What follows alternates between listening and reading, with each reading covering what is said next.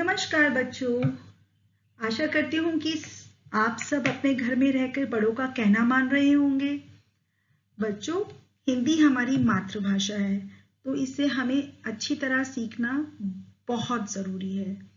इसलिए आज पूजा मैम आपको व्याकरण का पाठ संज्ञा, जो कि आपने थोड़ा बहुत अपनी पिछली कक्षा में भी सीखा है, वो आज थोड़ा सा विस्तार से समझा रही हैं। तो चलो शुरू करें।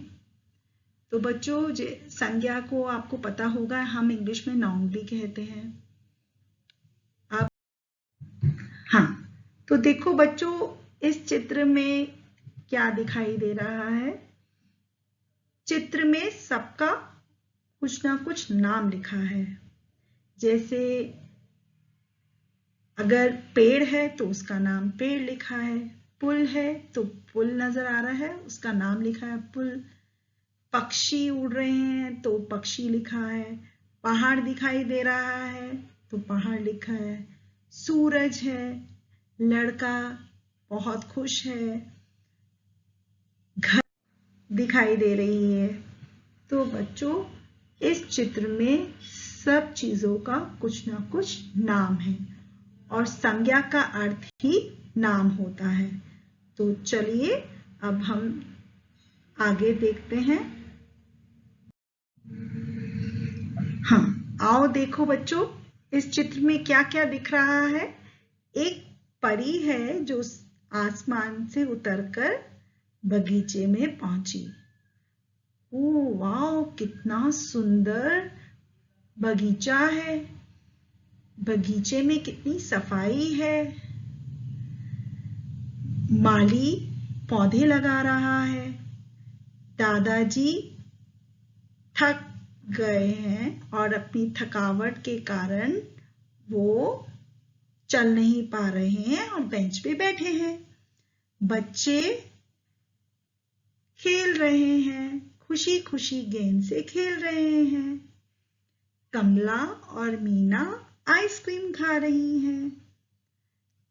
और देखो, यहाँ पर झूला भी है, बच्चा झूला झूल रहा है।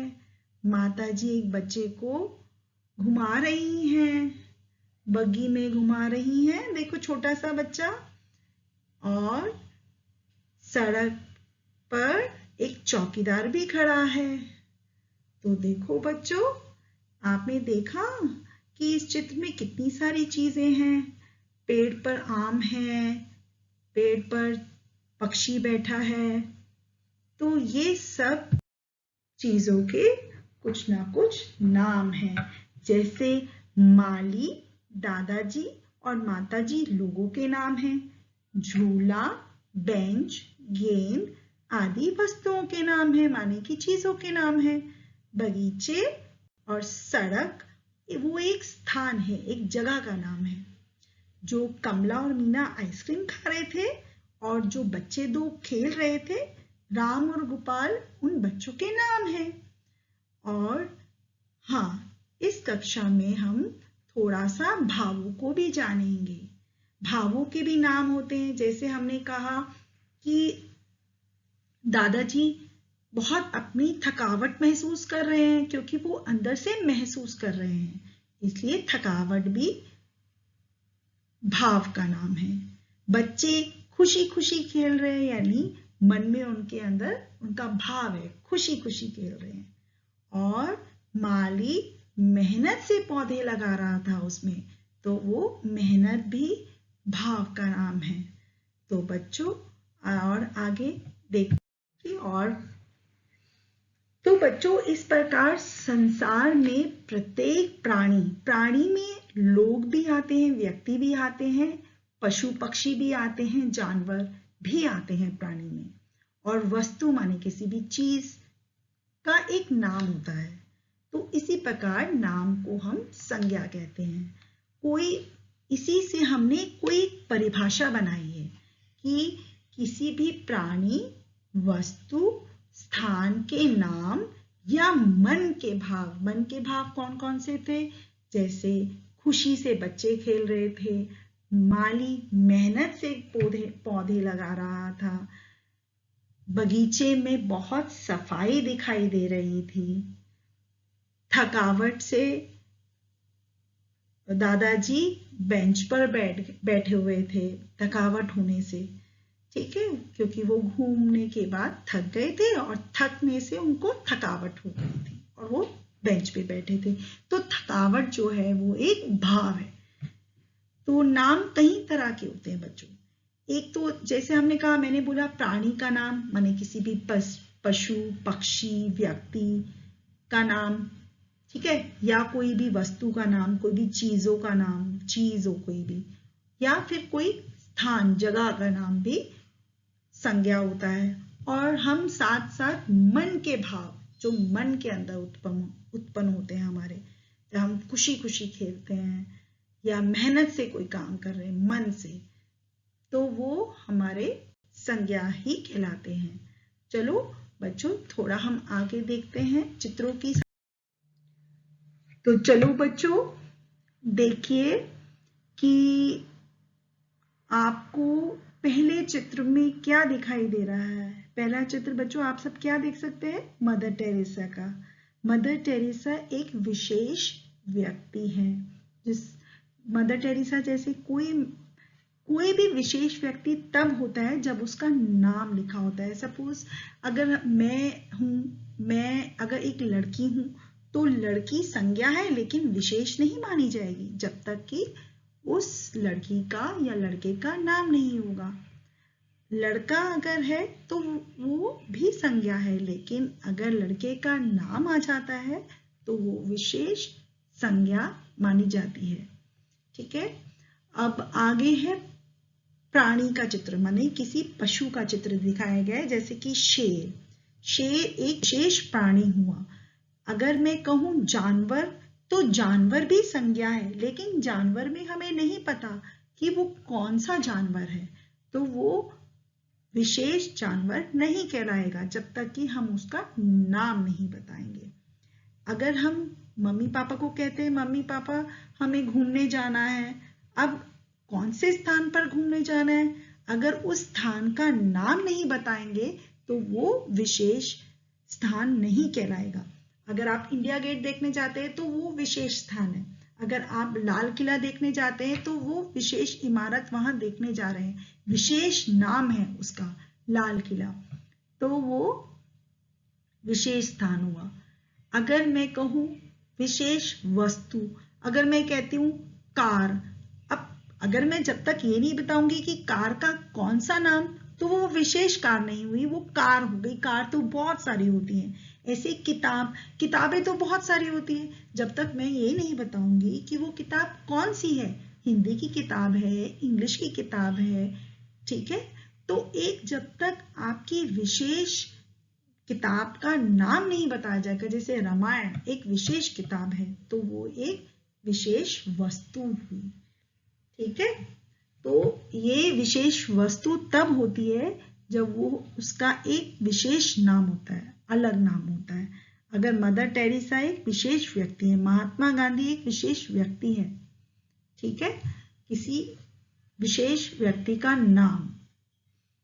तो इस चित्र में हमने देखा विशेष व्यक्ति, प्राणी, स्थान और विशेष वस्तु के नाम और उनके चित्र। तो ठीक है, अब आगे चलते हैं।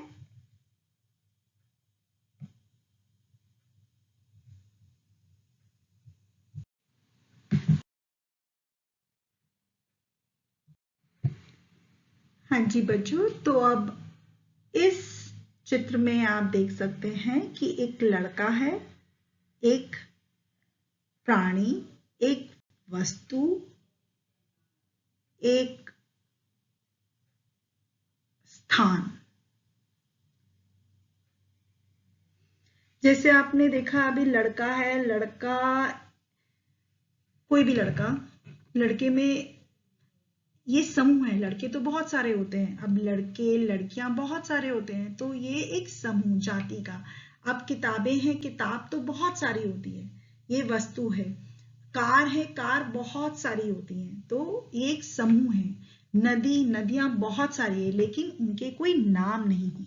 यहाँ मैंने नाम किसी का नहीं लिखा है, इसका मतलब ये बहुत सारे हो सकते हैं। एक लड़का संज्ञा है, एक किताब संज्ञा मानी जाएगी, एक कार संज्ञा मानी जाएगी, एक नदी भी संज्ञा मानी जाएगी, लेकिन यहाँ पर वो विशेष नहीं है, क्योंकि यहाँ लड़के का नाम नहीं है, यहाँ किताब का नाम नहीं है, यहाँ कौन सी कार है उसका नाम नहीं है, यहाँ कौन सी नदी है उसका नाम नहीं है। तो जो यहाँ पर कुछ प्राणी या वस्तु या स्थानों के समूह जो एक ही जाति से होते हैं, बहुत सारी चीजें मिलती हैं, उन्हें भी हम संज्ञा कहते हैं। लेकिन लड़के बहुत सारे होंगे, किताबें बहुत सारी होंगी, कारें बहुत सारी होंगी, नदी बहुत सारी होगी, लेकिन इन चित्रों में मैंने कहीं भी उनके नाम नहीं लिखे हैं। तो ये विशेष नहीं है, ये संज्ञा है, लेकिन विशेष संज्ञा नहीं है, विशेष वाली संज्ञा है। अब हम इसमें देखते हैं आगे, इन चित्रों में हम देख रहे हैं मन के भाव।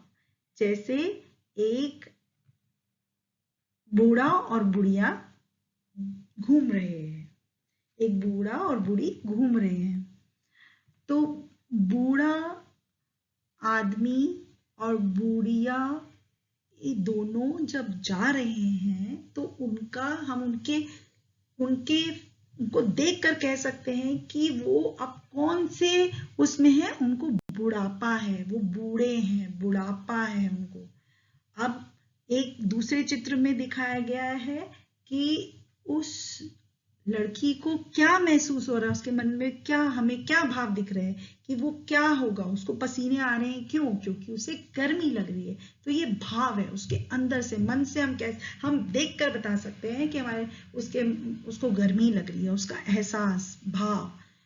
यहाँ हम एक चित्र देख रहे हैं जिसमें दो लड़का और लड़की दोनों पूजा कर रहे हैं। किसकी? भगवान की पूजा कर रहे हैं। ये उनके मन के भाव है कि वो भगवान के लिए पूजा कर रहे हैं। अब चौथे चित्र में हम देख सकते हैं, इस पिक्चर में दिखाया है कि एक छोटा सा लड़का है जो कि बच्चा है। तो उस बच्चे का बचपन दिखाई दे रहा है। हम कह सकते हैं ये अभी बाल अवस्था में है, बालक है, बचपन है उसका। तो ये उसके मन के भाव हैं। ये सब होते हैं संज्ञा। मन के भाव भी संज्ञा कहलाते हैं।